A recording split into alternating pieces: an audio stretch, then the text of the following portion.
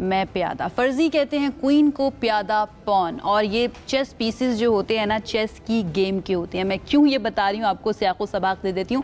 आज दुनिया भर में शतरंज यानी कि चेस का डे मनाया जा रहा है। ये दिन हर साल 20 जुलाई को इस याद में मनाया जाता है कि आज ही के दिन 1924 में इंटरनेशनल चेस फेडरेशन का क़याम अमल में आया था, जो शतरंज की आलमी सतह पर सबसे बड़ी और तस्लीम शुदा तंजीम है। शतरंज की बड़ी इंटरेस्टिंग बात यह है कि ये एक ऐसा खेल है जिसको कहा जाता है कि बादशाहों का खेल। जब बादशाहों की तरबियत की जाती है, जब वो प्रिंस होते हैं छोटे, तो उनकी तरबियत के अंदर इस खेल को शामिल किया जाता है ताकि उनकी जहानत को बेहतर किया जा सके, उनकी स्ट्रैटेजी को बेहतर किया जा सके, उनके अंदर पेशेंस और इसके साथ साथ दूरअंदेशी जो है ना, ये वो तमाम औसाफ हैं जो इनकलकेट किए जा सकें उनकी पर्सनालिटीज़ के अंदर। और ये खेल इंसान को हर कदम पे सोच समझ कर कदम उठाने की जो प्रैक्टिस है वो करवाता है। ज़िंदगी में आप बेहतर तरीके से बेहतर प्लान्स को तरतीब दे सकते हैं और उनको अप्लाई कर सकते हैं। और फिर उसके बाद उसके साथ आपको यही वजह है कि शतरंज दुनिया भर में ज़हनी सलाहियतों को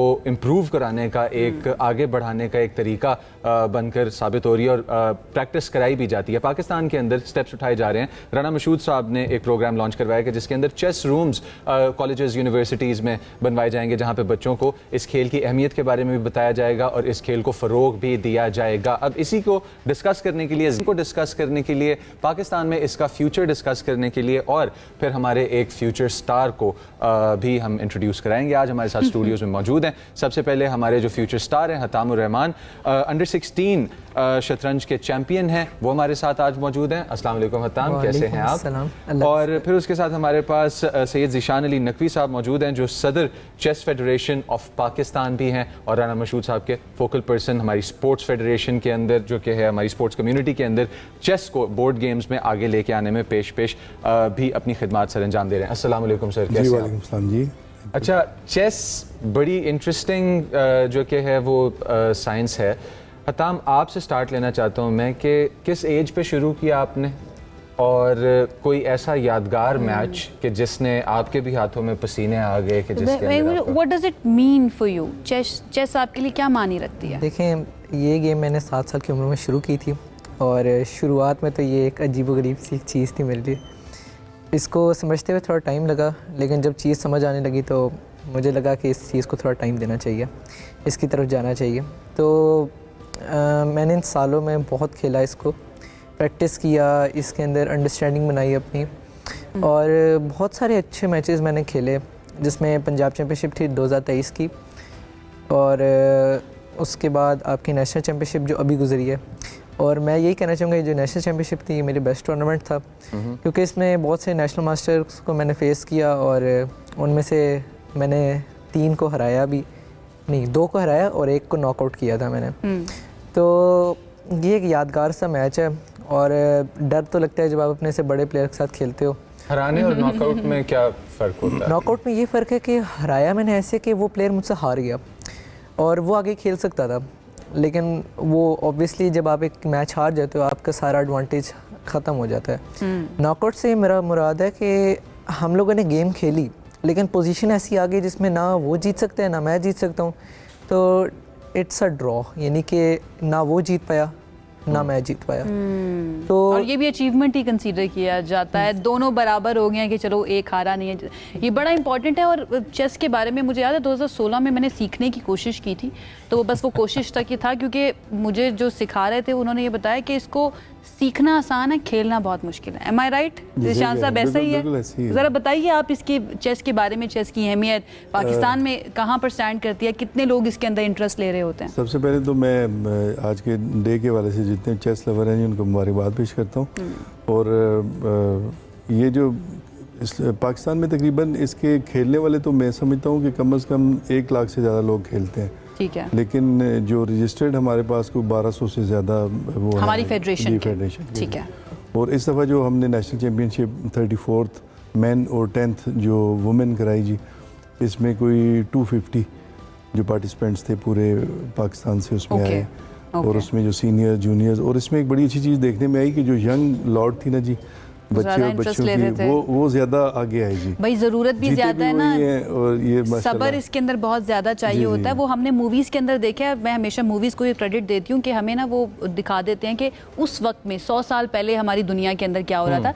तो ख़त किताबत के ज़रिए भी, खतूत के ज़रिए भी चेस खेली जी, जाती ऐसी थी, है। कई कई सालों पर हालांकि आप मुहित देखें होती जी, थी गेम। ये गेम जो मोहनजोदड़ो से शुरू की गई थी आज वाओ। 5000 साल हमारे पहले। इसी रीजन से हमारे शुरू हुई। रीजन से ही है, हम पाकिस्तानी इसको समझ लें Just शुरू imagine। करने वाले हैं। तो वो अब हमारी कोशिश ये है कि हम हर जगह पे ना इसको खेला जाए, यूनियन काउंसिल लेवल पे, देहात लेवल पे, मतलब हम डिस्ट्रिक्ट लेवल पे हम इस तरह की खेला तो चैंपियनशिप जाता है, बोर्ड पे नहीं खेला नहीं, अभी जाता। हम इंशाल्लाह वो करेंगे सोसाइटी में अभी खेला जैसे प्राइम मिनिस्टर यूथ प्रोग्राम के साथ हमने LOI साइन किया है जी वाह। ड्यूरिंग ये चैम्पियनशिप ही राना मशहूद साहब के साथ। तो वो उसमें ये है कि हम प्रॉपर इसके टैलेंट हंट प्रोग्राम कराएंगे, जैसे लाहौर कलंदर के साथ मिलके हमने क्रिकेट का भी कराया था, बाकी 23 गेम भी। लेट मी ट्राई, मुझे टेस्ट करने थे मेरे अंदर ये वाला टैलेंट है या नहीं। 2-4 हमें मूव्स तो बताएं, अगर आपने आगाज़ करना हो तो हमारे पास कितने ऑप्शंस होंगे हत्ताम स्टार्ट करने की गेम को चेस? देखें चेस में ना आपके पास स्टार्टिंग में चलने के लिए 8 पीसेस, थोड़ा सा अपनी 10 तरफ पीसेस से होते हैं। ये शुरू के पॉन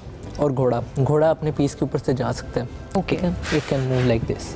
ओके, हमारे पास ये 8 पॉन और ये 2 घोड़े होते हैं चलने के लिए, और हर शुरुआत का एक यानी कि एक सीक्वेंस होता है, वो डिफरेंट एक कॉम्बिनेशन बनता है।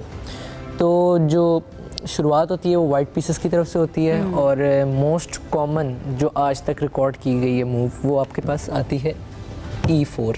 E4 एक नोटेशन कही जाती है जो एक मूव को रिकॉर्ड करती है। पॉन जो है वो 2 चल सकता है, ज़रा उसके बारे उसकी मूवमेंट के बारे में बताएं, पॉन किस तरह से चल पॉन सकता की है? मूवमेंट इस तरह है, बाद में वो अपने इन 2 खानों में चलता है, ठीक है। उसके बाद वो सीधा जाता है एक खाना, और लेफ्ट राइट वो किसी भी पीस को टेक करने के लिए। What's your best move? यानी कि इस मूव के खिलाफ बेस्ट मूव क्या है? देखें मैं यहाँ पे बहुत सारी मूव्स हैं जो आप खेल सकते हैं, लेकिन मैं जो प्रेफर करता हूँ वो होती है C5, जो कि एक सिसिलियन डिफेंस है। काफ़ी कॉम्प्लेक्स है, लेकिन जब खेला जाए तो ये काफ़ी एक मज़े की गेम होती है, ओपन सी गेम होती है, और I prefer open games. Close game में थोड़ी थिंकिंग ज़्यादा करनी पड़ती है थोड़ी, यानी कन्फ्यूजन सी भी हो जाती है कभी कभी इंसान को। तो ओपन गेम्स में स्ट्रेट आइडियाज़ होते हैं, आपके स्ट्रेटजीज होती हैं, मिड में भी फाइट होती है, विंग्स पे भी फाइट होती है। विंग्स आपके ये साइड्स होती हैं, फिर सेंटर आपका ये 4 खाने होते हैं। ठीक है, तो I prefer to fight in the centre, और विंग से मैं दरमियान में आकर खेलना पसंद करते हैं आप। अच्छा, सबसे रिस्की मूव ओपनिंग पे क्या हो सकती है? रिस्की मूव मैं कहूँगा जो बिगिनर्स बहुत गलती करते हैं कि क्वीन को वो स्टार्टिंग में ले आते हैं। देखें बिगिनिंग आप कर रहे हैं एक रानी के साथ, तो ये तो सही नहीं है। आपको पहले अपने बाकी पीसेस को आगे लाना पड़ेगा अटैक से पहले। अटैक से पहले आपके पीसेस ऐसे ना हो कि वो पीछे बिल्कुल बैठे हुए हों, उनको आगे आके ना कोई रोल प्ले करना चाहिए। तो शुरुआत रानी से ना करें, शुरुआत अपने माइनर पीसेस से करें, जिसमें रुक है, घोड़ा है, मेजर पीस जो रानी है आपकी वो बाद में निकालें, किंग को सेव करें, क्योंकि अगले को हराना है तो उससे पहले अपना भी तो ख्याल करना है। तो अपने कैसल को सिक्योर करें। आपने कभी एक टाइम पे 2 अटैक्स प्लान किए हैं कि साइड पे भी अटैक कर रहे हो और मिडिल में भी अटैक कर रहे हो? देखें फोकस आपका खाली ओपोनेंट के किंग पे होता है, तो आपका किंग आपका डिपेंड करता है। अगर आपका ओपोनेंट का किंग सेंटर में है तो इट्स एन अलार्मिंग सिचुएशन, क्योंकि सेंटर में अटैक सबसे ज़्यादा आते हैं, क्योंकि पॉन्स ब्रेक होते हैं, ये सेंटर ब्रेक्स होते हैं। तो किंग को सबसे पहले आपको किंग को बोर्ड की साइड पे कर देना, उसको हम कहते हैं कैसलिंग। कैसलिंग के अंदर किंग बिल्कुल एक बैटल फील्ड से ना अलहदा हो जाता है। तो बैटल फील्ड से अलहदा करने का मकसद ये होता है कि किसी भी तरह की अटैक से ना किंग आपका सिक्योर रहे, एक सल्तनत से किंगडम से बन जाता है, उसका अलग से एक दुनिया हो जाती है। हमें बेसिकली किंग को बचाना है, दूसरे के किंग को बचाना है और अगले के किंग को एलिमिनेट अच्छा, करना है। मैं आपके नकी साहब एक्सपीरियंस से फ़ायदा उठाना चाहता हूँ। एक सवाल है जो चेस से रिलेटेड भी है, ज़िंदगी से रिलेटेड भी है। कासलिंग के दौरान क्या अच्छी हिकमत अमली होगी जब आपका ओपोनेंट कासलिंग कर रहा है कि आप उस वक्त अपना अटैक प्लान करें? बिल्कुल ऐसे ही है, डिफेंसिव होगी तो कोई गेम भी नहीं खेलनी चाहिए जी। वो खेली थी ना अर्जेंटीना ने, अर्जेंटीना हार गया, हमने देखा फुटबॉल के अंदर। मतलब 90 मिनट्स में उन्होंने कोई स्ट्राइक ही नहीं किया गोल। अच्छा, नहीं 60 साल की हिस्ट्री में ऐसे हुए। ज़ीशान साहब मुझे ये बताएं ना, what went wrong with Pakistan? इस रीजन से स्टार्ट हुई चेस, शतरंज यहाँ की शुरुआत थी, उसके बाद वो रशिया और यूरोप के अंदर अब हम उसको ज़्यादा देखते हैं। ऑल्दो अभी जो ग्रैंड मास्टर है वो इंडिया के हैं, बट स्टिल पाकिस्तान से हम आज तक कोई ग्रैंड मास्टर क्यों नहीं निकाल पाए? मैं समझता हूँ जी कि इस गेम पे तवज्जो नहीं दी गई। अभी जैसे आपने जिक्र किया कि इंडिया के ग्रैंड मास्टर हैं, तो हमारे अब जो टारगेट यही है जी कि इस साल इंशाल्लाह ताला हमारा ग्रैंड मास्टर हमारा हो, पाकिस्तान का नाम रोशन करे, और टैलेंट की कमी नहीं है जी। फेडरेशन क्या कर रही है इसके लिए? इसलिए जी हम प्रॉपर ट्रेनिंग्स भी करा रहे हैं जी, जो इसके अलावा जो हमने एकेडमीज भी खोल दी हैं। कोई फाइनेंशियल इंसेंटिव होगा प्लेयर्स को, बिकॉज अगर किसी नहीं, ने आप देखिए, वक्त देना है, अब जैसे 6-6 अभी घंटे, हमने 7-7 जो इवेंट कराया जी, ये पूरा नेशनल चैम्पियनशिप, जितने भी गेस्ट थे उन पे कोई बर्डन हमने नहीं डाला, सारा हमने स्पॉन्सर किया है। मतलब उनको रिहाइशें देना, उनका फूड, सारा कुछ भी नहीं था उन पे। लोगों को या बच्चों को शतरंज क्यों सीखनी चाहिए, क्यों खेलनी चाहिए? लास्ट मैं चाहूँगी मैसेज दें आप, क्यों करनी चाहिए? इस हवाले से ही आप देखें कि आप जब जेन आपका फ्रेश होगा, जेन आपका तेज़ होगा, तो आप बाकी कामों में भी काम कर सकते हैं। आप देखें जितने भी रशियंस, अमेरिकन, आप चाइना, इंडिया को भी देख लें, आप वो सिखाते हैं बच्चों को। एग्जैक्टली। बल्कि वो ट्रेन करते हैं शुरू से ही, 2-3 साल का जब बच्चा थोड़ा सा होगा तो उसके आगे रख देंगे कि आप वो, ताकि उसके शौक पैदा हो। तो इस हवाले से हमें भी चाहिए कि हम इस तरह की एकेडमीज़ भी बनाएं, हर घर में भी खेला जाए ताकि बच्चे तेज़ हों। और आगे अब देखें कि अब जो ख़ास तौर पर रशियंस हैं, रशियंस बहुत ज़्यादा, गैरी ज़्यादा कैस्परोव हमें याद है, वो he was the youngest grand master of the world. भाई देखिए, अपने बच्चों को बादशाह समझेंगे ना तो बादशाहों वाली उनकी तरबियत करेंगे, उसके अंदर इसको शामिल कीजिए। आपके बच्चे के अंदर सब्र इनकलकेट होगा, आपके बच्चे के अंदर जहानत, इंटेलिजेंस उसकी बेहतर होगी। आर्टिफिशियल इंटेलिजेंस आपके बच्चे को इंटेलिजेंट नहीं बनाएगी। इस तरह के खेल अगर आप सिखाएंगे ना तो वो आपके बच्चे को इंटेलिजेंट बनाएंगे और वो इंश्योर करेंगे कि इंशाल्लाह आपके बच्चे का फ्यूचर अच्छा हो। बहुत शुक्रिया ज़ीशान साहब हमें ज्वाइन करने के लिए। हत्ताम, thank you so much, all the very best, we are so proud of you. अल्लाह करे आपको देखकर और भी बच्चे इंस्पिरेशन लें आपसे, और आप ग्रैंड मास्टर बने, और उसके बाद हमें वक्त दें हमारे शो के अंदर, कि उसके बाद आप सेलिब्रिटी बन जाएंगे तो आप हाथ भी आएंगे। थैंक यू सो मच हमें ज्वाइन करने के लिए जनाब। ये बहुत ज़रूरी है, शतरंज एक ऐसी बाजी है कि अगर आप अपने पेरेंट्स से बैठकर बात करेंगे ना, वो इसकी अहमियत को समझते हैं, लेकिन वो क्यों अगली जनरेशन्स तक ट्रांसलेट नहीं हो पाया, ये कुछ समझ नहीं आती। इसके ऊपर हमें कुछ सोचना चाहिए। एक ब्रेक की तरफ जाते हैं, साथ में।